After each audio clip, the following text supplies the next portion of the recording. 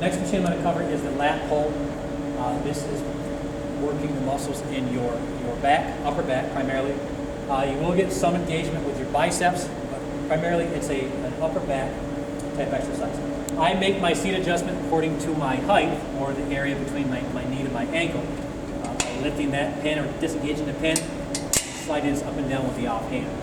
From here, if my hands are wide, it's going to work a lot more of the outer sweep of my lat or my upper back. If my hands are more neutral, it's also going to work my back, but I'm going to involve a little bit more of my bicep. Okay, so just keep that in mind when I'm working this. I can work two different areas on the back. I'm going to go with a standard wide grip with my hands. From here, I put my knees underneath. This keeps me from lifting my hips up in the air. I'm stable. My feet are flat on the ground. I establish my posture by leaning back slightly. And from here, I'm lowering this to my upper shoulder area. Okay? I'm not coming all the way down. I'm bringing it here.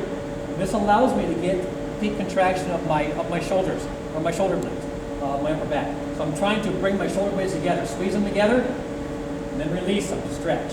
Squeeze them together, release them. Okay, I squeeze my shoulder blades together and release. If I want to go to a more neutral grip, over here, it's the same concept. Squeeze, stretch, squeeze my shoulder blades. When I'm done, bring my hips back, lower the weight carefully without slamming.